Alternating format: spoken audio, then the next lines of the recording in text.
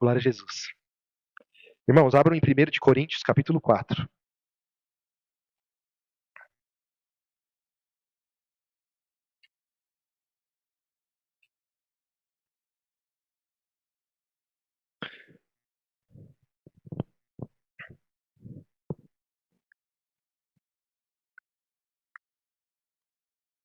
Vamos ler a partir do verso 1 em diante. Bom, os irmãos devem lembrar que nessa carta aqui, a igreja de Corinto tinha vários problemas, né? E um dos problemas dessa igreja é eles fazerem divisão no ministério. Então, como foi mais de um irmão que trabalhou nessa igreja, que pregava, que evangelizava, que ministrava, então eles acabaram, por falta de entendimento, né, dividindo a igreja entre o grupo do apóstolo Paulo e outro grupo de Apolo, por exemplo, né? Então o apóstolo Paulo corrige eles, dá uma lição para eles, né, orienta eles, que isso não existe, né? Que na verdade quem faz todas as coisas é o Espírito Santo, né? É Deus pelo Espírito Santo, pelo poder da palavra de Deus. E dentre muitas lições que o apóstolo Paulo leva para a igreja de Corinto, né?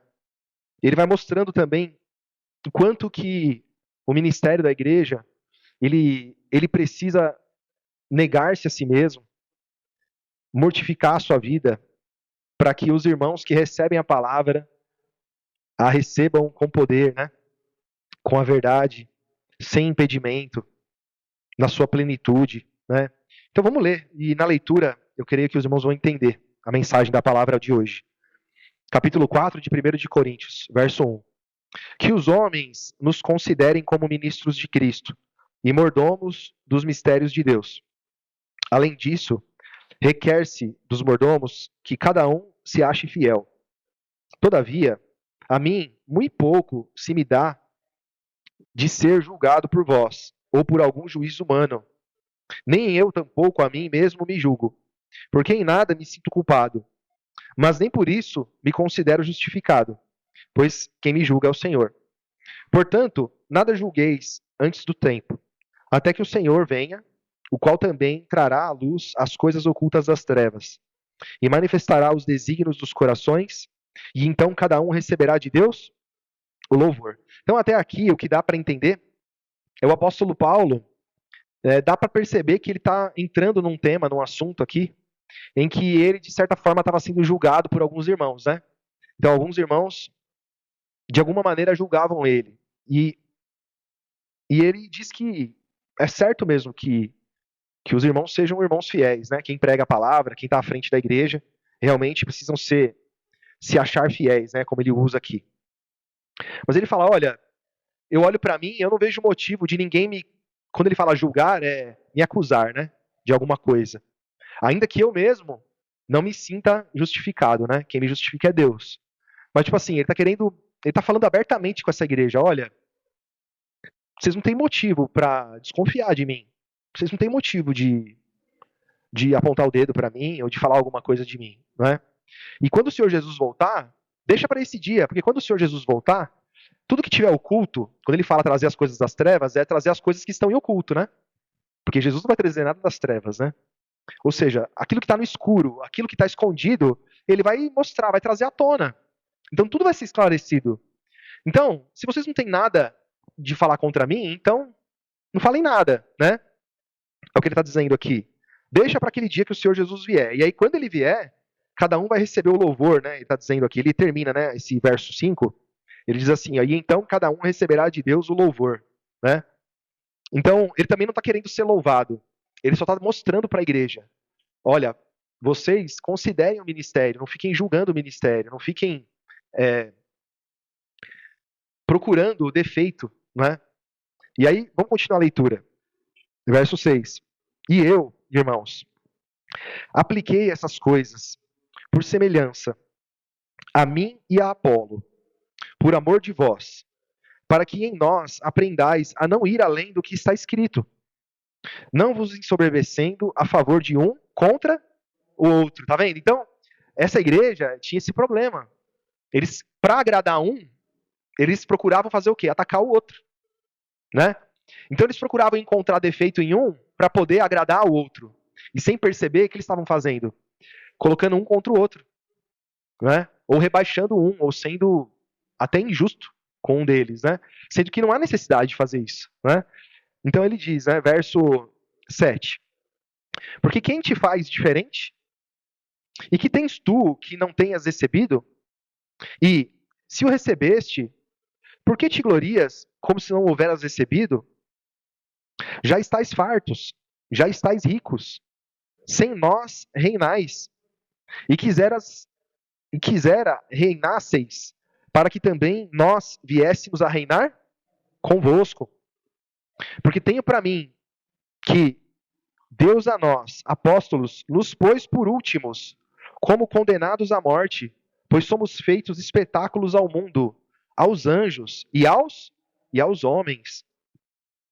Nós somos loucos por amor de Cristo, e vós sábios em Cristo, nós fracos e vós fortes, vós ilustres e nós vis. Então veja, ele está falando com uma igreja em que os irmãos julgavam o ministério, não é?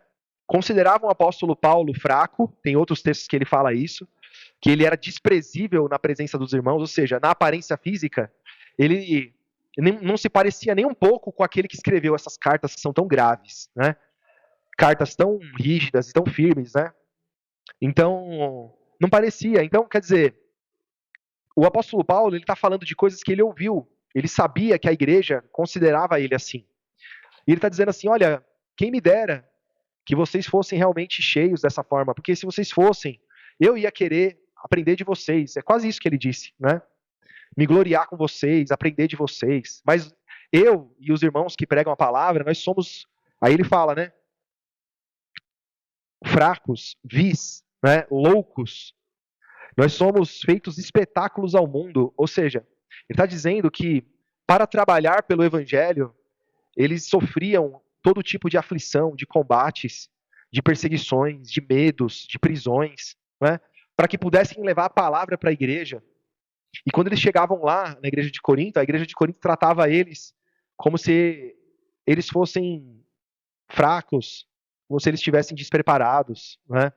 Então é interessante a gente observar, porque é muito difícil você defender-se com palavras, né? É muito difícil você abrir uma argumentação para falar de si mesmo, porque parece muito soberba fazer isso, né? E claro que eu não estou fazendo isso para falar do ministério da nossa igreja, não é isso.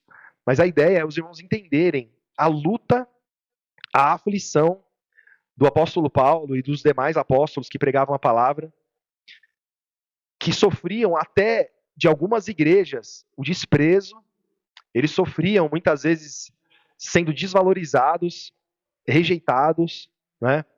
Os irmãos tratavam eles como homens despreparados, muitas vezes, e eles mesmo assim perseveravam na pregação, na perseguição, e quando eles eram presos, eles não abandonavam a Cristo. Então eu quero que os irmãos entendam, por essa palavra, né, que o quanto nós padecemos por amor de Cristo. Então é um exemplo, usar esse texto aqui é um exemplo de quantas lutas o cristão tem que enfrentar, e pode enfrentar, e deve perseverar, e guardar-se, não é, do desânimo, guardar-se de calúnia, porque você pode ser caluniado, pode ser que aconteça, pode ser que alguém te considere como nada, não é verdade? Pode ser que alguma coisa aconteça, mas o que pode te impedir de seguir Jesus? De fazer a obra do Evangelho, de trabalhar pelo Evangelho? Então, esses são exemplos, né? Então, irmãos, vamos continuar a leitura aqui, Verso 11. Até esta presente hora, sofremos fome e sede, e estávamos nus, e recebemos bofetadas, e não temos pousada certa. E nos afadigamos, trabalhando com nossas próprias mãos. Somos injuriados e bendizemos. Somos perseguidos e sofremos. Somos blasfemados e rogamos. E até o presente temos chegado a ser como o lixo desse mundo, e como a escória de todos. E eu não escrevo essas coisas para vos envergonhar, mas para admoestar-vos como meus filhos amados. Então, olha que interessante. Então, ele conta um pouquinho do que o ministério daquela época, porque, irmãos, hoje é diferente até o lugar onde nós vivemos, né? a gente tem liberdade, a gente não passa esse tipo de aflição. A nossa aflição é diferente. As nossas lutas são outras, né, que o apóstolo Paulo não vivia. Mas o que é importante os irmãos entenderem é que com tudo isso, com toda essa perseguição, aflição, dor, sofrimento, fadiga, com tantas coisas ao contrário, com tantos pontos negativos, para eles ainda valia muito continuar a carreira. Então eles não pensavam em desistir, né? Eles não desistiam, eles perseveravam. E aí ele vai dizer aqui, ó, verso 15: porque ainda que tivesseis 10.000 tutores em Cristo, não teríeis, contudo, muitos pais, porque eu, pelo Evangelho, vos gerei em Jesus Cristo. Então ele está dizendo que, ainda que tivessem 10.000 pessoas pregando para eles, cuidando deles, o tratamento que Paulo dava para eles era como de um pai, que gerou eles pela palavra de Jesus, né? Então, veja só, alguém que lutou tanto por um povo, por uma igreja, e essa igreja o considerava como alguém desprezível, desprezava ele, né? Então veja, o quanto nós muitas vezes pensamos em desistir do evangelho. E nós percebemos que nós temos muito que aprender, porque eu tenho certeza que a gente não chegou nem perto disso, né? Que o apóstolo Paulo passou. Verso 16: admoesto-vos, portanto, a que sejais os meus imitadores. Isso é para nós, né, irmãos? Que a gente possa também considerar alguém que sofreu tanto para pregar o evangelho, para perseverar até o fim, não é? E que venceu. O apóstolo Paulo venceu, não é? A gente conhece a história dele, a gente vai ver lá em 2 de Timóteo, a gente vê ele escrevendo a carta para Timóteo no fim da carreira dele e satisfeito, dizendo: olha, eu cumpri a carreira, eu guardei a fé, né? Desde agora, ou seja, até agora, eu tenho certeza, eu não desanimei, porque a coroa da vida eterna me está reservada. Então ele não duvidou disso. Então, a luta que se levantar na sua vida e na minha vida não pode nos fazer desanimar, né? Verso 17, ó. E por esta causa vos mandei Timóteo, que é meu filho amado e fiel no Senhor, o qual vos lembrará os meus caminhos em Cristo, como por toda parte ensino em cada igreja. Mas alguns andam ensoberbecidos, como se eu não houvesse de ir ter convosco. Mas em breve eu irei ter convosco, se o Senhor quiser. E então conhecerei, não as palavras dos que andam ensoberbecidos, mas o poder. Então o que ele está dizendo assim, olha, tem gente aí no meio de vocês soberbo, não é? Que é como se eles soubessem muito mais do que eu. Mas quando eu for para aí, eu não vou conhecer as pessoas, eu vou conhecer o poder que elas têm, já que elas estão tão cheias assim. Então a gente vê que ousadia, né? Então o apóstolo Paulo, sabendo das coisas que estavam acontecendo lá na igreja, com o cuidado que ele tinha da igreja, ele escreveu uma carta dessa. Irmãos, para essa carta aqui ser mal interpretada, para alguns irmãos acharem que ele é soberbo, que ele é arrogante, é muito fácil, né? Até nos dias de hoje, algumas pessoas, quando leem as cartas de Paulo, falam mal de Paulo, dentro da igreja, né? Chamam Paulo de soberbo, dizem que Paulo ensinou coisas que Jesus não ensinou, né? E na verdade, ele fazia essas coisas justamente porque ele sabia a importância da firmeza que ele tinha para o evangelho. Ele sabia que ele precisava defender o apostolado dele, defender o trabalho dele, porque a igreja precisava dele. Então não é por causa de meia dúzia ou de alguns que eram soberbos que a maioria dos pequeninos ali iriam padecer. Então ele batalhava pelos pequeninos, né? E claro que ele também amava aqueles que se ensoberbeciam, né? Então isso tudo, irmãos, é para a gente lembrar da batalha, do sofrimento que os irmãos passaram para levar o evangelho adiante, não é? Glória a Jesus. Então, irmãos, agora vamos lá para 2 de Coríntios 4. A próxima carta aí, ó, capítulo 4 também. E aqui a gente percebe ele também escrevendo uma outra carta. De certa forma também ele, da mesma forma, faz uma defesa do seu evangelho, né? A gente não vai ler, mas no capítulo 2 ele fala que nós somos o bom perfume de Cristo, né? Ele fala do ministério dele. No capítulo 3, ele vai falar que nós temos o ministério da justiça, que é muito superior ao ministério da morte, gravado com letras em pedras, que nós somos a carta de Cristo, escrita e lida, não é? E que as pessoas enxergam em nós a palavra de Jesus, nós refletimos a palavra de Jesus, não é? E aqui no capítulo 4, ele vai dizer o quê? Verso 1.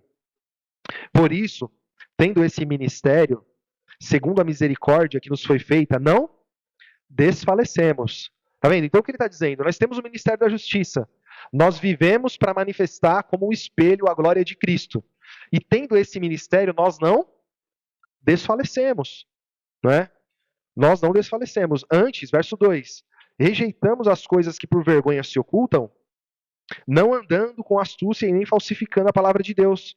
E assim nos recomendamos à consciência de todo homem, na presença de Deus pela manifestação da verdade. Ou seja, pregando a verdade, nós automaticamente nos colocamos diante dos homens à prova.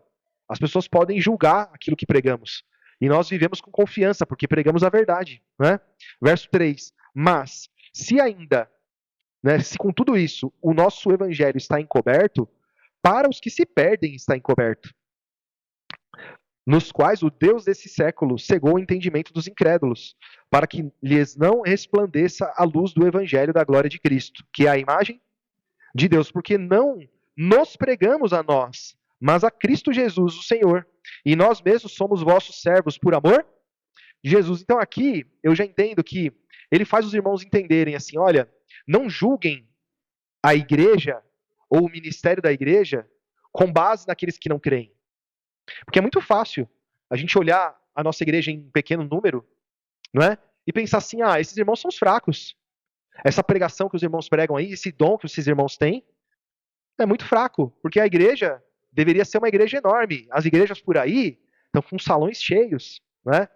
Mas ele faz lembrar aqui, não, mas nós estamos pregando a verdade, né?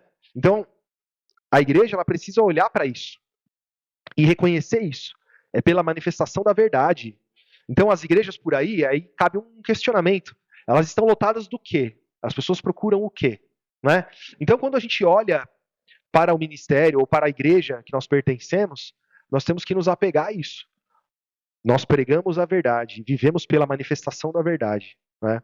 E, portanto, sabemos que se as pessoas não creem, é porque elas estão de acordo com o Deus desse século, que cegou o entendimento dos incrédulos. E é a verdade, irmão. A gente leva a palavra, as pessoas olham e falam assim, não, mas olha só, mas e Moisés? Não, mas e o Velho Testamento? Então quer dizer que está todo mundo errado. Então que só vocês não dão dízimo. Então porque já começam a trazer as coisas do Deus desse século. Não é? Então, vão querer chamar a nossa igreja de seita, não é? Vão querer rebaixar, trazer algum tipo de vergonha, te fazer sentir vergonha. E você não tem que sentir vergonha. E você não tem que se abater, você não tem que olhar por esse lado. Você tem que olhar pela palavra da verdade. Julgar por aquilo que está nas escrituras do Novo Testamento, no Evangelho. Não é? Então, irmãos, verso 6. Porque Deus que disse, o que das trevas resplandecesse a luz, é quem resplandeceu em nossos corações, para a iluminação do conhecimento da glória de Deus, na face de Jesus Cristo. Temos, porém, esse tesouro em vasos de barro, para que a excelência do poder seja de Deus e não de nós. E é uma realidade, né? Porque a palavra que nós pregamos é o poder de Deus para a salvação de todo aquele que crê. Mas quando eu olho para mim mesmo, como diz o louvor, né? Vejo quanto fraco ou falho ainda sou. Vejo quanto ainda preciso expressar o teu amor. Então, eu muitas e muitas vezes, quando eu vou me preparar para vir para o culto, que eu vou orar e que eu vou ler a palavra, eu me sinto um nada. Eu me sinto vazio, eu me sinto fraco, eu me sinto incapaz, muitas vezes. E muitas vezes que eu orei e abri a Bíblia e preguei a palavra, eu saí daqui cheio de alegria, tendo a certeza de que não fui eu, mas que foi o Espírito Santo, né? Então, isso me dá confiança para estar aqui de novo outro dia. Porque é muito difícil. Um dia você tem segurança. Meu Deus, como é que vai ser amanhã? Como é que eu vou ter palavra para trazer para a igreja amanhã de novo? Aí você vai, no outro dia, palavra de novo, evangelho de novo. Aí você vai ganhando confiança.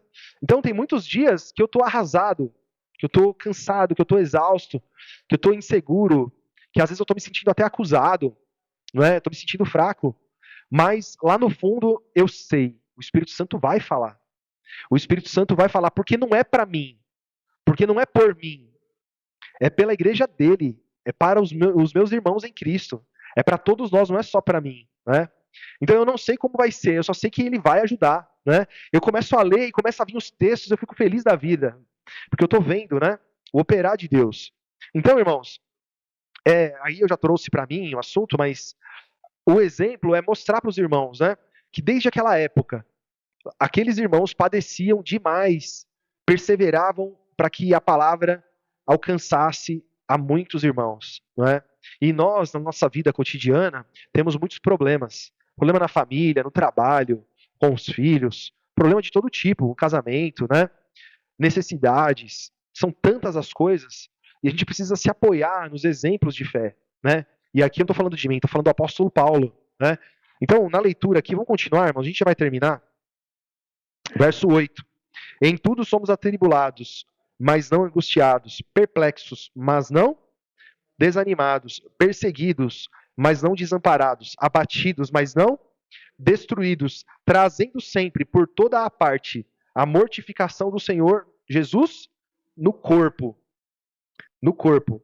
para que a vida de Jesus se manifeste também no nosso corpo. Então tá vendo que interessante? Então, com todo o sofrimento, o padecimento, como ele descreveu aqui, de todo tipo, né? Ele está trazendo a mortificação de Jesus, ele está vendo Jesus vivendo nele. Olha que interessante isso. Então, quando você está em grande luta e aflição, se você olhar por esse lado, você pode entender como Paulo entendeu. Eu estou sofrendo o restinho das aflições de Cristo na minha vida. Por quê? Porque com tudo isso eu não esmoreço, não desanimo, eu não volto para trás, né? Tá vendo? Ó, verso 11. E assim nós que vivemos, estamos sempre entregues à morte por amor de Jesus, para que a vida de Jesus se manifeste também na nossa carne mortal. De maneira que em nós opera a morte, mas em vós a vida.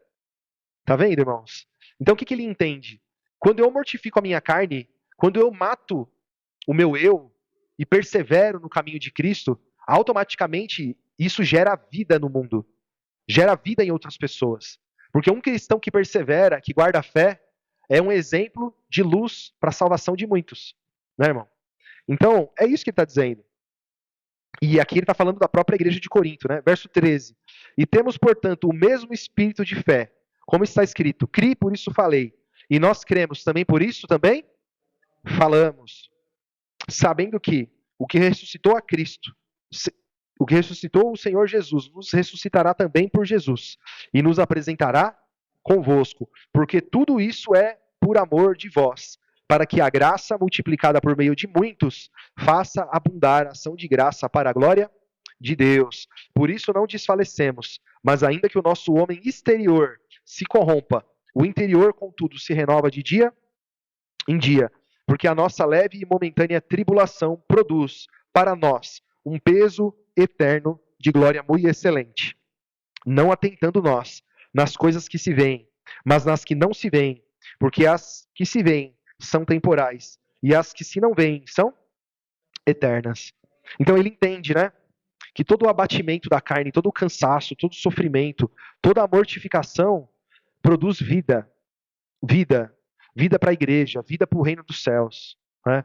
Então, se a gente olhar o exemplo de Paulo, olhar para a igreja, olhar para os irmãos, a sua perseverança é, sem dúvida nenhuma, força para muitos irmãos, não é? Então, se todos perseveram, todos são fortes, não é? Você, com a sua perseverança, com a sua luta, leva força e leva, com certeza, a luz para muitos que estão fracos. E vai levar, sem dúvida nenhuma, a luz para aqueles que estão em trevas, né? Porque você mesmo pode dizer assim, mas eu não prego a palavra. Mas a sua firmeza dá ânimo para aqueles que pregam. A sua força, a sua perseverança, não é? A sua caminhada com Cristo, negando-se a si mesmo, é fortaleza para aqueles que pertencem ao mesmo corpo e que levam a palavra, sem dúvida nenhuma. Então temos que perseverar, irmãos. Não podemos desanimar por nada. Vamos pegar esse exemplo dos apóstolos que padeceram muito para que a igreja tivesse uma palavra verdadeira, uma palavra sã, né? Como nós temos hoje. Amém, irmãos? Vamos agradecer a Deus, irmãos, em nome de Jesus?